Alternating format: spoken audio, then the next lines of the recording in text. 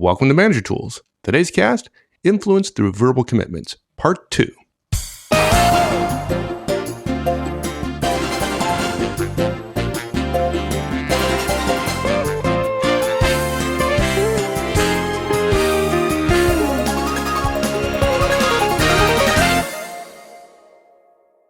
Okay, what you're asking though, so what if I need it tomorrow?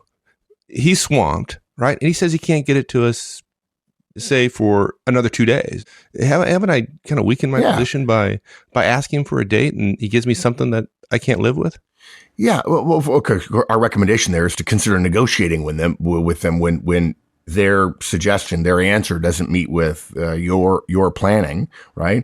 But look, before we go any further, let's remember something. Now, when we get that question, the question you just asked, Mike, it's amazing. I don't mean to be rude, but that is the most selfish question in the world. It's literally as if, well, excuse me, everyone should buy into my worldview, right? Yeah. But let's remember something. We're no longer discussing at this point whether or not something is going to get done, but rather when it's going to get done. Look, this is an enormous leap forward. Right? There are managers who say, well, it's going to happen in 2 days. Well, screw you. They get ticked about the fact that this person has agreed to help, but not helping fast enough. So therefore, I'm not very happy about that. Well, no offense. If you look at somebody and go, well, that doesn't work for me. How motivating is that? They'll say, well, fine. I thought I could help, but if that doesn't work, okay, find somebody else to do it. Right? It's an enormous leap forward to be talking about when something can be done rather than whether or not it's going to be done at all. At that moment, when we're at the point of being able to discuss when it might get done, we ought to be willing to reward them by trusting them to figure out what they can do and by when, rather than implying, now you've said yes, now let me imply my specific planning framework on top of your work, which I have no idea what it's about and which you don't have any sense of what my planning framework is. It's simply wrong-headed to say, once a person says yes, we get to define the deadline. Now look, I'm not saying you won't tell them when you need it. We're saying start by asking them, okay, when can you have it done? Rely on the fact that they've already made a verbal commitment and wait to hear what they have to say. If in fact they were to say, how about I have it back to you at dinner time tonight? And you think to yourself, holy Toledo, I didn't need it until tomorrow evening. I thought they were going to say they're going to give it to me in a week. What's better? You telling them I need it tomorrow or next week, or them actually saying a time on their own that meets our criteria, right? It's way better for them to state it. That's something that they've thought through relative to their workload, which we can't know. So think of it this way. They're going to help us do something that has little value to them or relatively less value to them than it does to us. It makes little sense for us to apply our deadline to them without respect to their situation. Now, look, there's also somebody saying, well, there is value, right? There is value in them because they know there's a quid pro quo coming. They know they'll be able to ask me for something later. But people don't say yes and agree on a time because of a quid pro quo, because in the moment, a person is saying, I've got to figure out how to do this and when to do it. I'm thinking about getting through this task rather than about the benefit to me later, right? It's like, hey, I'll trade you one. If you give me a hamburger today, I'll give you 2 hamburgers tomorrow, kind of thing. So look, when we don't have any role power, we ought to admit it. When we need others' help, we ought to admit it. We're in a position of weakness. They know it, right? If we then enforce and say, well, this is how it should be, we're essentially, the moment they say yes, we're going back to a position of strength. It literally devalues the yes they just gave us. And it's hurtful to the relationship as well. It's a small pinch, but nonetheless, it's a pinch. And I think we've shared at least once before something called the pinch crunch model, which is, you don't want too many pinches without renegotiation. Should we inquire about their situation, so we can suggest a deadline that might work for them? No, right? Oh, sure. We're going to, hey, tell me what your workload is and, so on. Well, if they tell us their workload is really busy, we're not going to believe them. We're still going to want to try to push our agenda. They're going to see that as manipulation or as us trying to learn something to help us get what we want. They know their calendar better than we do. It's their calendar that'll drive their work. Our calendar won't drive their work. Their calendar will drive their work. So let them choose what they can commit to. Again, it's another verbal commitment. They've already committed once. They professionally engage with us now. They know they're professionally engaged. They've made a commitment. It's unlikely they're going to suggest an impossibly long turnaround. Okay. Well, let's go back though, because that was the crux of my question earlier. Right. What if I need it tomorrow and they commit to something 3 or 4 days out? it's not going to work for me. What do I do? Yeah. Well, first of all, let's go back, right? Remember, we're still in a better place. They're doing it. Yeah. Okay. Right? I got it. Be careful of making the perfect the enemy of the good, right? They're going to do it. Yeah. They're going to do it. Let's start with, let's not renegotiate it all, right? They're going to do it, and they're going to make you late. Well, first of all, no offense, folks, but you've been late before. In fact, in our experience, you've been late a lot, as have we. We're not chastising you, and you're still around. Surely you can't do it yourself, right? I assume that's the case because you're asking somebody else. If I could, I wouldn't be asking. All right. Yeah. And you can't do it by yourself, either by the deadline or not by the deadline, right? True. And so the question becomes, for somebody with no role power, isn't whether it will be on time, but whether it will get done at all. So therefore, when they suggest, let's say I need it, let's say today's Monday and I need it noon Wednesday, and they say I can have it to you Friday, say, okay, I appreciate that. I really need it by Wednesday noon. Is there any way you could consider making that happen faster? Now, at this point, we're again at risk. We're at risk that they'll say no. And then we have to go and say, well, okay, if that's the best you can do, that's the best you can do. And at least you know in advance that this particular part of the project is going to slip. And this is probably not terribly persuasive, but I will share it. You know, Horstman's Law of Project Management, who does what by when. The vast majority of managers that we know working on projects literally do not check that stuff gets done. They don't set deadlines for all the tasks, or if there are deadlines for every single task, they don't go to somebody when the task is not done and say, you know, why isn't it done? Or check on what the new deadline is going to be. They ask an awful lot, how's the project going? And the person says, fine, which is to say, you know, probably not well in some fashion. And so the idea that you know in advance you're going to be 2 days late is not inherently a bad thing for the practice of project management as it exists today in the organizational world that we live in. Now, we have people all the time say to us, oh, you don't understand what a gigantic failure it would be to miss a deadline. I mean, and yet at the same time, everybody raises their hand when I say, how many of your projects routinely miss deadlines? Do all of them miss deadlines? And everybody raises their hand. Of course they do. It's just a matter of planning around the fact that you can't do it. That means you don't have the ability to make it happen on your own. So you're going to have to rely on somebody else. So you've got some risk associated with the project. And that's why managers want more role power, right? They want to eliminate that risk. They want to be able to tell people, hey, you will do it. The sad part of it, even is when I have role power and I ask my directs to do it, I still get stuff late. So exactly. This is no different. Yeah. And look, if I tell them Wednesday, I really need it Wednesday, and they've already committed to a date, I suspect what they'll do is get closer to the deadline. And the outcome is either they're going to have it done by Friday, or they're going to have it done sooner than that because I've asked them, hey, I need it Wednesday. And they say, well, okay, I can really try hard to have it done by Thursday at the end of the day. Okay, great. That's the outcome. And that only would have occurred, we believe, by asking them first rather than saying, this is what I need. Right. And we now know what we can hold them accountable for. Right. And the fact that it's not perfect is okay. Yeah. Well, yeah. It's better than the other outcome, which is I don't have anybody doing the work. Exactly. Yeah. And we don't do anything to hurt the relationship. In fact, we build the relationship. So we have a tactical win as well as a strategic win. Yeah. It's interesting. If you're doing a lot of matrix projects and you understand where we're coming from here and you buy into it, then you might just want to think a little bit about building more relationships. Yep. Yeah. Yeah, separate from asking about tasks, right? It's literally reaching your hand across the aisle and saying, hey, how's it going? Pretty tough to do. Okay, I even hate to ask this question, but I'm going to ask it anyways. Can I get more compliance with my request by, I don't know, some implied threat, for example? Yeah.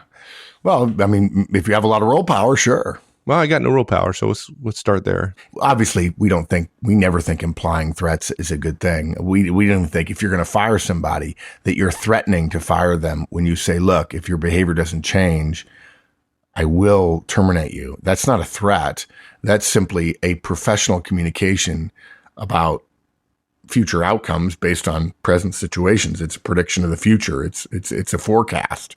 If managers are saying to directs who are doing poorly and have been doing poorly while being coached for quite a while, and the manager's doing their best. If managers are communicating, hey, if you don't change in the next 3, 4, 5 months after I've been working with you for 3 or 4, 5 months already, I may have to terminate you. If you're communicating that with an intent to be threatening, then we apologize that you think you learn that from us, because we don't recommend that. Threats are unprofessional. They're vulgar. We don't recommend them. Actually, it's something different, Mike. What happens is managers go over, executives go over, and they're busy and they act as if, it should just happen because of who I am. And they're short and they're overly crisp to the point of being terse. And they imply by their body language that even though I don't have role power over you, I have a lot of power in the organization relative to you. And you ought to do this just because I'm the one talking to you. But look, the fact is, no matter how powerful we are in the organization, in this particular moment, what we're saying is you have no power over this person and their compliance, right? Because role power produces compliance. Look, think of it this way. When was the last time you had no power and you expressed anger because you thought that would help your situation, and that in fact did help your situation? Can't think of it, actually. Yeah, that's the thing. Just because you think it might. I mean, actually, I did think in the moment that expressing my anger would be helpful, but in the long run, of course, you learned it didn't. It's important to be, as a professional, to be emotionally mature and to be emotionally in concert with the honesty and, frankly, the weakness of the ask that we're making. So relax. Maybe you'll get help. Maybe you won't, but you can't force it because you don't have the authority to force it. Trying to force something that you don't actually have the role power to force is a sign really not of power, but of desperation. So smile. Practice asking without stress or tension. Don't think that you can imply how important something is by being brusque or filled with tension, as if, my tension will show to them I really have to have this fast, right? What you're doing when you do that is communicating what I want is more important than what the other person might be doing. It's arrogant, and we've seen it. It's ineffective. And let me take it to the nth degree. If you're told no, smile, say thanks for listening, if you will, and walk away. Say thanks for the chance to talk to them about it. And then go back to your desk and think about somebody else to ask, or think about a different way of asking that person, right? And if you get told no a lot, as you just said, Mike, you got to start building relationships. Otherwise, you're not going to get the things done you want to get done. Yeah, good point. This kind of reminds me of that you're saying thanks, right? And then walking away. It kind of reminds me of an experience we had where actually this project manager, right, went to one of his associates and asked him to do some work that was fairly significant. And I think you'll remember this incident. And he asked this guy to step up and do something fairly significant. And it meant some sacrifice on this guy's part. And then the guy said yes, right? So great, big success there. And then all he said was, good, I'll send you the stuff. And then walked away. It's like, man, you should have seen the look on this guy's face. I mean, I'm sure you remember it. It was awful. How about a thank you or something? Yeah, look, you're in this situation, we're weak. We're going to ask. We have to avoid the anger, the tension. That means our demeanor ought to be courteous. And thank you is really required in situations like this. Something like, I really appreciate your help. I'll be glad to reciprocate when I can. I appreciate your efforts, or I'm in your debt, or, thank you. I won't forget.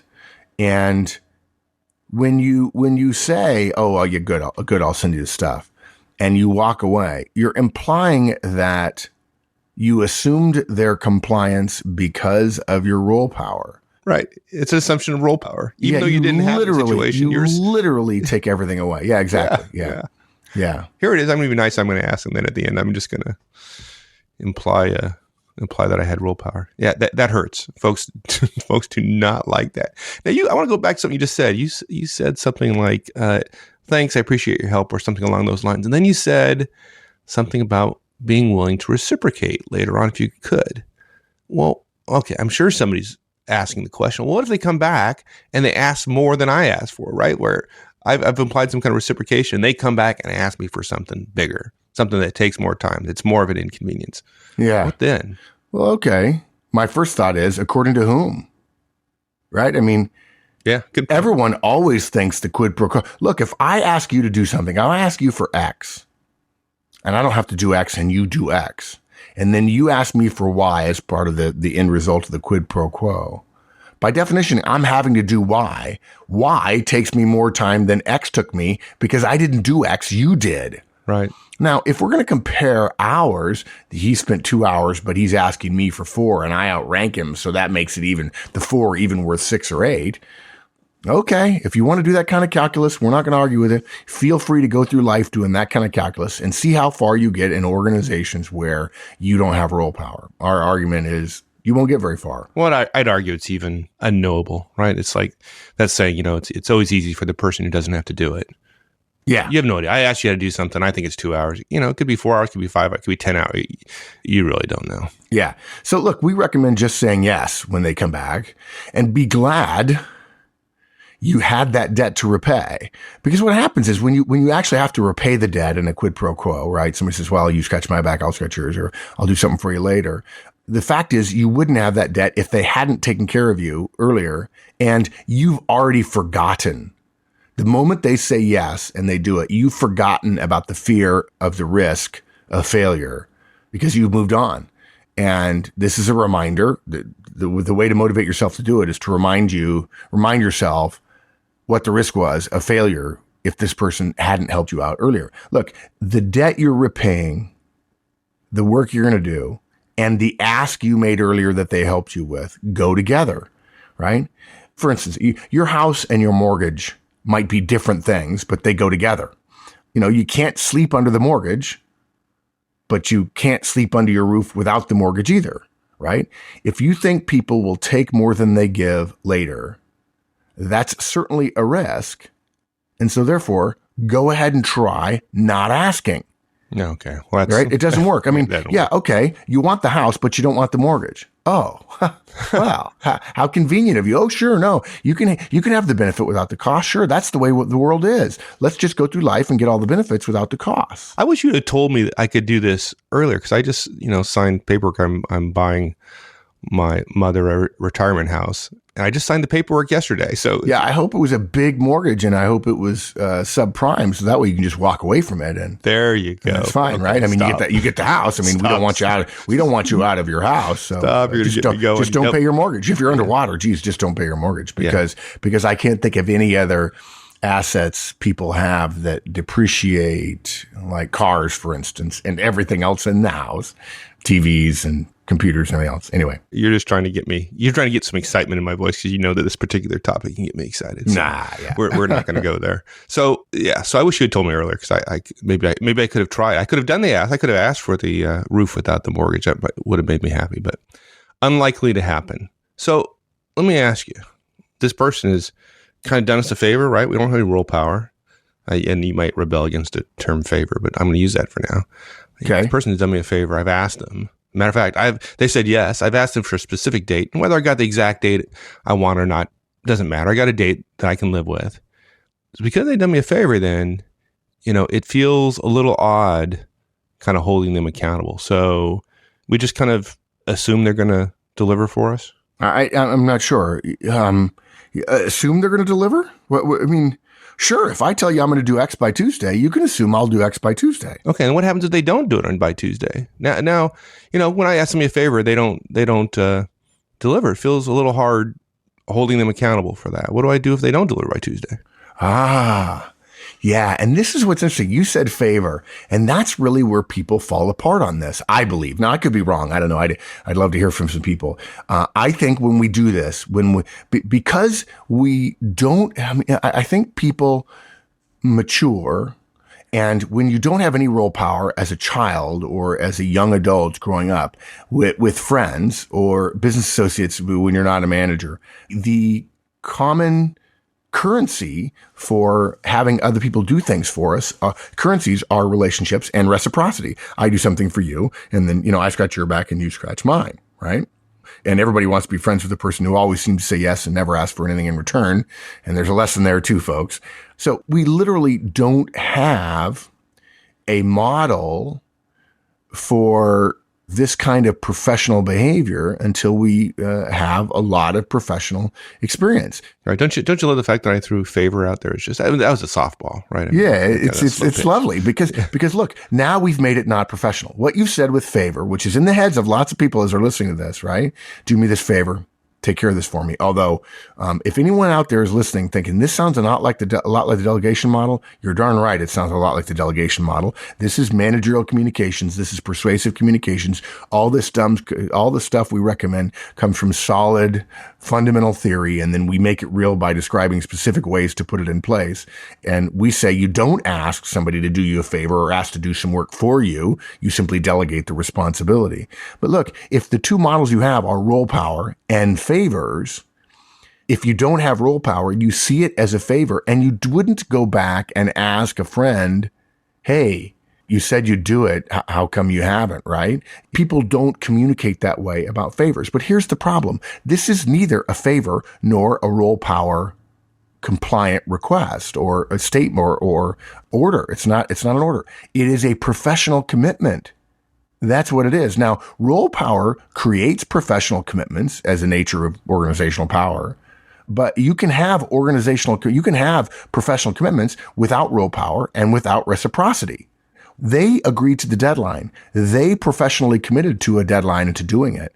Why, for heaven's sakes, would we then have any qualms about checking with them if the deadline arrives and they haven't yet completed their work? Right?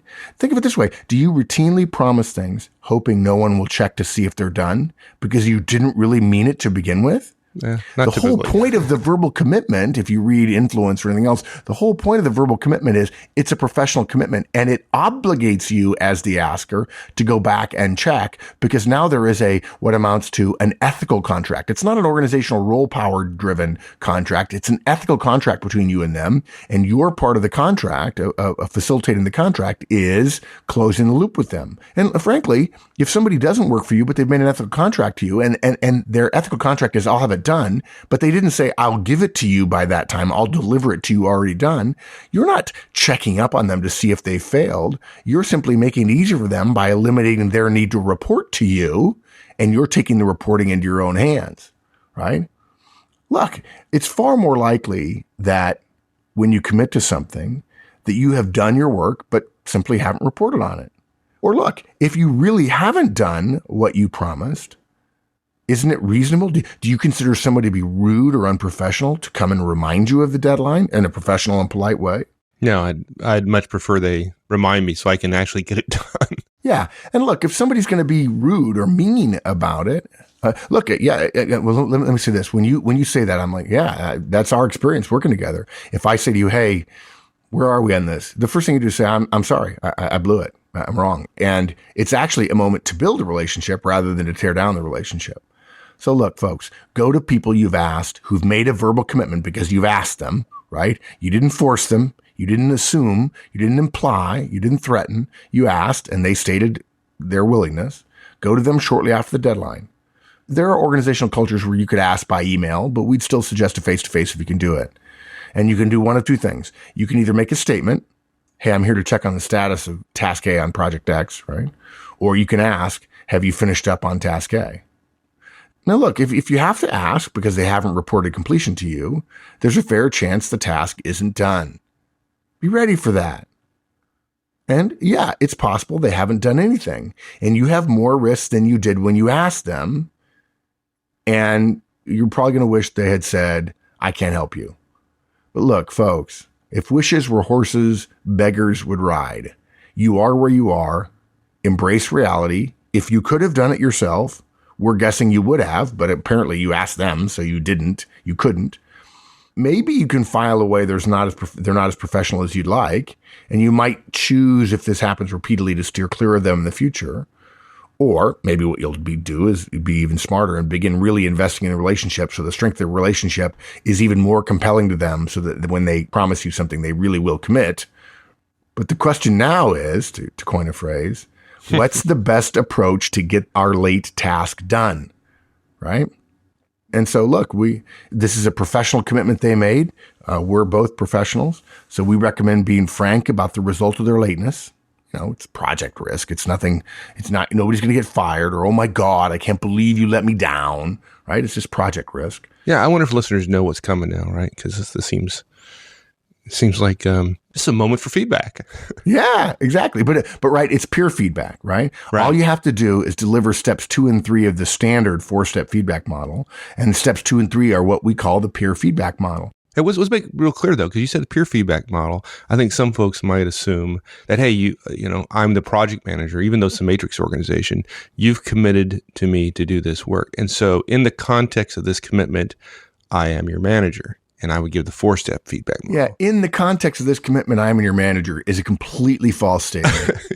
It just is, right? Okay. Project manager, I mean, the first time you make some person who wants to get promoted a project manager and they see that word manager and they think, they actually think, in the context of this, I am your manager. Absolutely. I said that for a reason, yeah. Yeah, exactly and the person looks at him and goes, you're only my manager if I agree to it and or the organization says so. And the organization doesn't say so, and I can assure you, any brand new project manager who says I'm a manager, I'm not going to say so. Yeah, I know my manager, and you, sir, are not my manager. And you, sir, are not him. Yeah. So look, all it is a simple cause and effect. It might sound like this. Hey, just so you know, missing this deadline puts me 10 days behind schedule. I just wanted to share that with you. Or, hey, no offense, not having that means I have to delay the client meeting. That's all.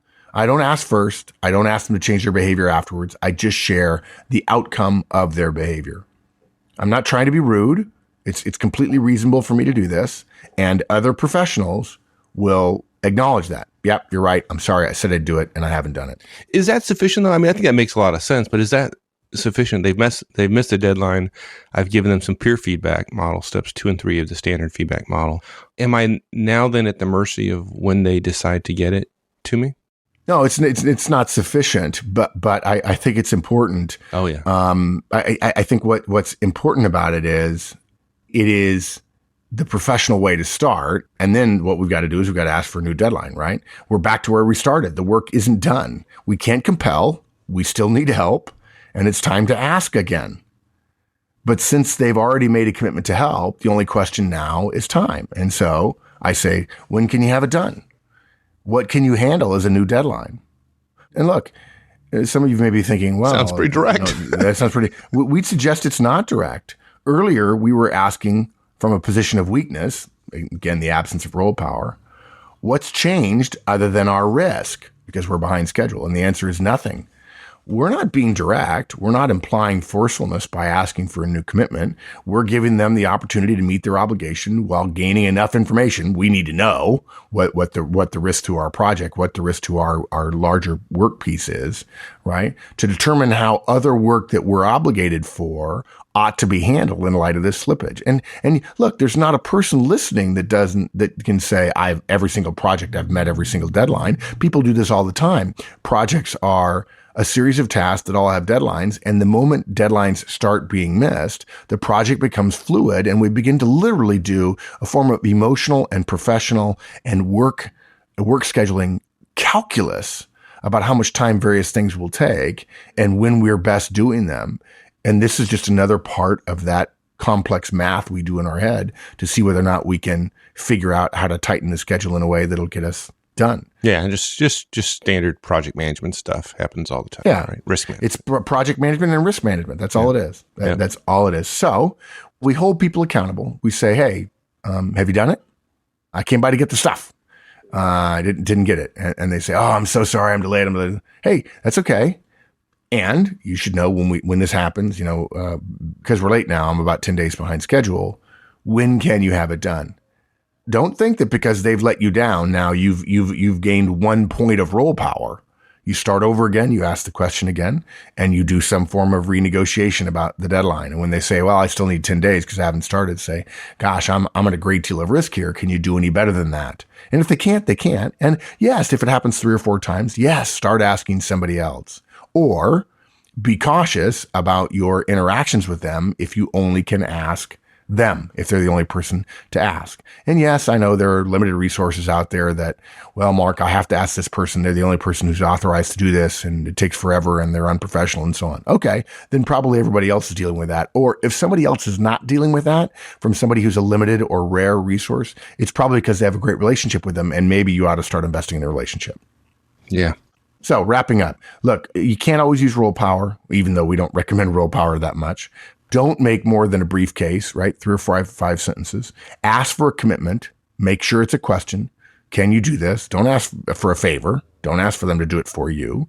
If for some reason they say yes and then they give you a deadline that's way that's not acceptable or you hope could be better, negotiate with them and say, hey, look, I'd like it sooner than that. Can you have it Wednesday rather than Friday? Be nice. Don't get mad. Don't imply threats. That's all role power stuff. It doesn't work. Please say thank you. Someone's helped you. Don't dismiss their help. If you want more help, reward the help. And then hold them accountable. Give them some peer feedback and ask for a new deadline if they don't meet their deadline. And try not to get angry again, because it doesn't work. It's not effective. It might feel good in the moment, but you'll regret it later. Yeah, after going through all this, it just reminds me how much easier it would be if we could just order people around all the time. Yeah, it would be. Yeah, sure. Welcome to the dictatorship. But look, we can't. We can't. And part of being an adult is embracing reality. And that means being a professional, embracing reality, accept the limitations. We ought to accept the limitations we have. Rather than trying vertical leadership techniques, try influencing strategies. And then when you've gotten good at that, use it even when you do have role power. That is influencing. And frankly, we haven't said it yet, I don't think, here in this cast. That is what executive leadership is. Yeah, you let the secret out. You let the big secret out of the bag. Yeah, the big thing here is this is how executives interact with one another. They don't have role power. Somebody once told me there are 5 different levels of generals in the Army. How do they all work together? Well, you don't pull rank on a 2-star general if you're a 3-star general. The EVP doesn't say to the SVP, hey, you need to do this because I rank you by an E. Right? They don't do that. They negotiate. They ask for verbal commitments, and you don't get to be an executive in most cases unless your word is worth something and you don't make verbal commitments without being serious about it. And then you keep them. Yeah. See, this is a skill that I should develop even as a junior manager, huh? Yep. Oh yeah. The faster you develop this as a junior manager, the faster you get better at it. And the sooner you'll be seen as having the influencing skills across the organization, which of course, for so many of us in our silos, as we go up the organization, we get to the top and we don't have the relationships built. And if we haven't done this, we don't have the skill at getting things done across the organization. And that's when managers who have become executives perhaps too soon or with less skills than they need, that's when they struggle. Good. Stay with us, folks. We got a lot more to cover. Yeah, we sure do. All right. Thanks, my friend. Thanks, partner. Bye. Thanks, everyone. That's it. Hey, if you haven't been to discussion forums lately, please join us. www.managertools.com/forums. Hope to see you there. So long, folks.